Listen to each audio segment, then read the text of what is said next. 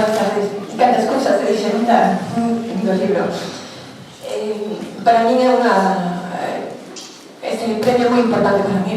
E de verdade, gracias. De verdade que me quedé. Só por estar aquí xa paga a pena, pero quería empezar por un pouco de orde, dar as gracias ao xurado, dar as gracias a Edicións Xerais, a todo o seu equipo, a Bragado, Celia e todo o seu equipo, e ben decir que esta é a primeira vez que presento un libro en prosa, e para mí, como imaxinaderedes, é unha honra grandísima e algo moi importante que se xa o 25 aniversario do premio tamén que vaya, que saia a luz este libro tan importante para mí, ese texto. E non acaba aquí, vou ler un pouco. Tamén unha honra para mí que te entrego o premio Frida Casal de Rey, que é todo un referente e que vexo unhas palabras moi bonitas antes.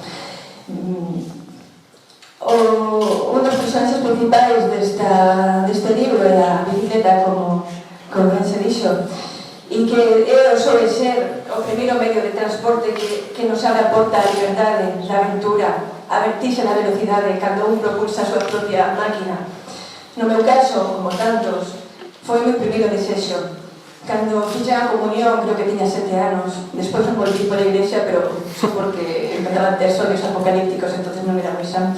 Pero, bueno, dixeronme que pedise ali cando me iba a confesar e todas as cosas que se fan con 7 anos, como era moi forte. Pedironme que pedise un desexo e me pediron que me dixeron algo que che gustaría ter e que non che faltase nunca. E eu, para non ser moi soberbia, pedín laranxas, así. Non sei por qué pedín laranxas. Eu sei que tiña ganas delas nese momento. Pedín laranxas e pedín a bicicleta verde do meu irmán. Non pedín unha nova, pedín a meu irmán.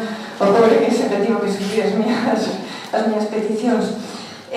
Despois, co tempo, cando fixen unha excursión a Santiago de Compostela, que facemos todos os que somos de Santiago cando somos pequenos, deille semellante golpe o Santo dos Croques, seguramente está acordando ainda de mí, e daquela bicicleta verde, porque o desexo non se me foi así de rápido. E tamén moito ter aquela bicicleta verde do meu irmán, foi aquela primeira que tive. Bueno, antes tive un triciclo vermello que miña nai levaba atado a corda a súa bicicleta de traballo, pero, bueno, bicicleta foi a bicicleta verde de meu irmán maior. E isto co tempo foron moitísimas e variadas as bicicletas que tiven e os roubos das bicicletas que tiven tamén. O roubo dunha desas bicicletas fíxome vivir unha situación de extrema violencia. Non tiña ainda 10 anos e a miña nai roubaron unha bicicleta que acababa de comprar para o traballo e que eu consideraba como a miña bicicleta tamén.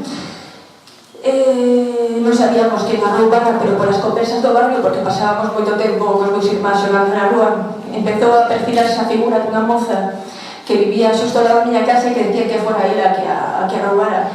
E vene unha noite saí nas 3 da maña e con pedras no bolsillo e nos petos e fun a súa casa e empecé a botar pedras. E daquela xa tiña cara que teño hoxe, quero dicir que non parece que vaya a lanzarlle pedras a ninguén, pero si lo nacía. Entonces, fíxome saber, porque me parecía extraordinariamente forte que lle quitasen a bicicleta a miña nai e a mí. Pois, o que me lembro daquela noite foi o ruido dos cristais rompéndose e o meu corazón latexando con forza de que fixera realmente algo que tiña que facer.